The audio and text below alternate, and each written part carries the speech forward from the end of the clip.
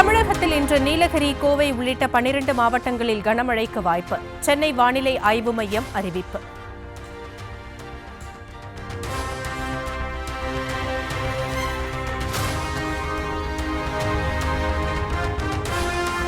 தமிழகத்தில் நாளை 18 மாவட்டங்களில் கனமழை பெய்ய வாய்ப்பு.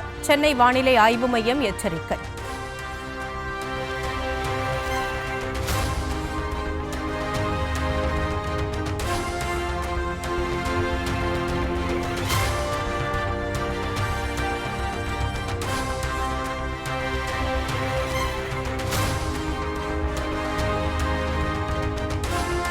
சென்னையின் பல்வேறு பகுதிகளிலும் பரவலாக கொட்டி தீர்த்த மழை.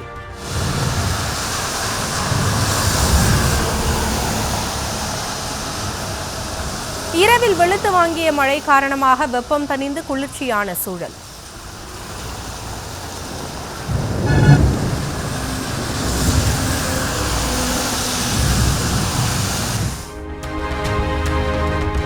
வேலூர் மாவட்டம் குடியாத்தத்தில் சுமார் 1 மணி நேரம் பெய்த கனமழை.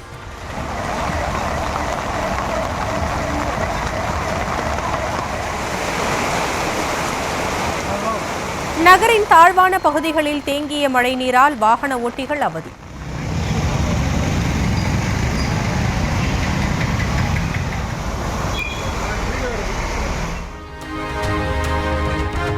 ஆம்னி பேருந்துகளில் கூடுதல் கட்டணம் வசூலித்தால் கடும் நடவடிக்கை எடுக்கப்படும் என்ற போக்குவரத்து துறை எச்சரிக்கையின் எதிரொலி.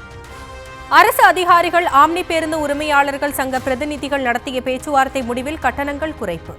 அதுக்கு எங்களுடைய சங்கத்தில் நாங்கள் முழு ஒத்துழைப்பு அரசாங்கத்துக்கு தரோம் அப்படின்னு சொல்லியிருக்கோம். அதிக ஃபேர் போடக்கூடாதுன்னு சொன்னாங்க. எங்கள் சங்கத்தை பொறுத்த வரைக்கும் ஒவ்வொரு வருஷமும் சரி அதிக ஃபேர் போடுறதே கிடையாது, நார்மல் ஃபேர் தான் போடுறோம். அது எங்களுடைய சங்கம் முழு ஒத்துழைப்பு இதுவரைக்கும் அரசாங்கத்துக்கு கொடுத்துட்டு இருந்தோம். இப்போவும் அரசாங்கத்துக்கு முழு ஒத்துழைப்பு கொடுக்குறோம்னு சொல்லிட்டு ப்ராமிஸ். அதிக கட்டணம் வசூலிச்சாக்க அரசாங்கம் கடுமையான நடவடிக்கை எடுக்கும் அப்படின்னு சொன்னாங்க. அதை நாங்கள் அந்த நாங்களே அதுக்கு சொன்னோம். அதிக கட்டணம் வசூலிச்சாக்க நீங்க எந்த ஆக்ஷன் எடுத்தீங்களோ அதுக்கு நாங்க கட்டுப்படுறோம் அப்படின்னு எங்க சங்கத்து மூலமா நாங்க சொல்லுவோம்.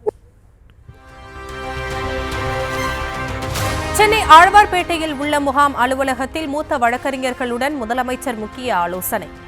பரப்புரைக்கான வழிகாட்டுதல் நெறிமுறைகள் தொடர்பான மசோதா குறித்து ஆலோசனை நடத்தி வருவதாக தகவல். அதிமுக ஆட்சியில் விளையாட்டுத்துறைக்கான உட்கட்டமைப்புக்கு வெறும் 170 கோடி ரூபாய் தான் ஒதுக்கப்பட்டதாக முதலமைச்சர் மு.க.ஸ்டாலின் பேச்சு.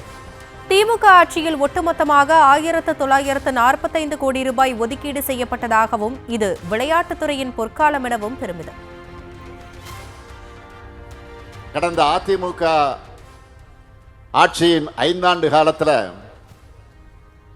விளையாட்டுத்துறை உட்கட்டமைப்புக்காக 170 கோடியே 33 லட்சம் ரூபாய் தான் நிதி ஒதுக்கப்பட்டுச்சு. ஆனால் நம்ம ஆட்சிக்கு வந்த இந்த 4 ஆண்டுகளில் 601 கோடியே 38 லட்சம் ரூபாய் நிதி ஒதுக்கி இருக்கிறோம்.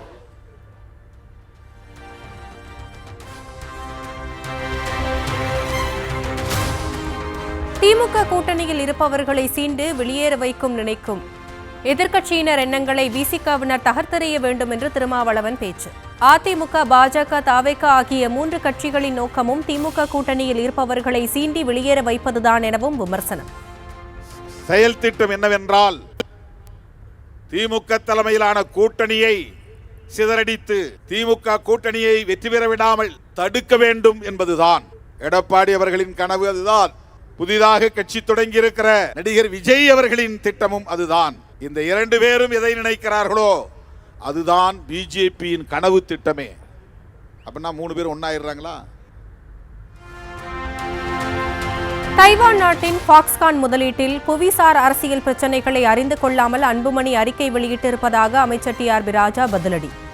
15,000 கோடி ரூபாய் முதலீடு, 14,000 இளைஞர்களுக்கு வேலைவாய்ப்பு என்பது உறுதியான, சரியான மற்றும் உண்மையான செய்தி எனவும் திட்டவட்டம். கரூர் துயர வழக்கு தொடர்பான ஆவணங்களை அந்த மாவட்ட நீதிபதி முன்பு சமர்ப்பித்தது அஸ்ராகார் தலைமையிலான சிறப்பு புலனாய்வு குழு. உச்சநீதிமன்ற உத்தரவுப்படி வழக்கு சிபிஐக்கு மாற்றப்பட்ட நிலையில் இதுவரை சேகரித்த வாக்குமூலங்கள் எழுத்துப்பூர்வ ஆவணமாக சமர்ப்பிப்பு. 17 நாட்களாக தலைமறைவாக இருந்த புசி ஆனந்த் பனையூர் அலுவலகத்திற்கு வருகை. மாநில மற்றும் மாவட்ட அளவிலான கட்சி நிர்வாகிகளை சந்தித்து ஆலோசனை நடத்தியதாக தகவல்.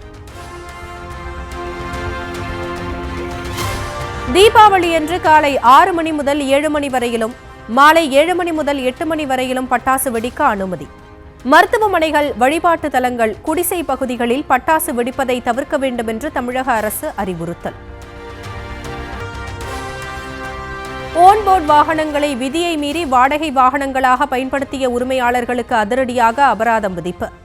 பண்டிகையை பயன்படுத்தி சொந்த வாகனங்களை வாடகைக்கு விடுவது குறித்து கால் டாக்ஸி ஓட்டுநர்கள் அளித்த புகாரில் நடவடிக்கை. தென்காசி மாவட்ட மேற்கு தொடர்ச்சி மலைப்பகுதிகளில் கனமழை. குற்றால அருவிகளில் வெள்ளப்பெருக்கு ஏற்பட்டதால் குளிக்க தடை.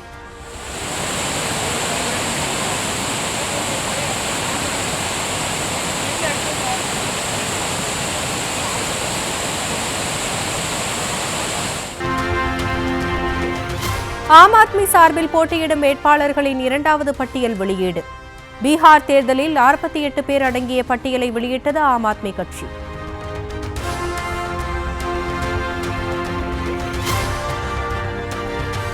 மேற்கு வங்கத்தில் மருத்துவக் கல்லூரி மாணவி பாலியல் வன்கொடுமை செய்யப்பட்ட வழக்கு. மாணவியின் தந்தை அளித்த புகாரின் பேரில் பெண்ணின் நண்பர் கைது.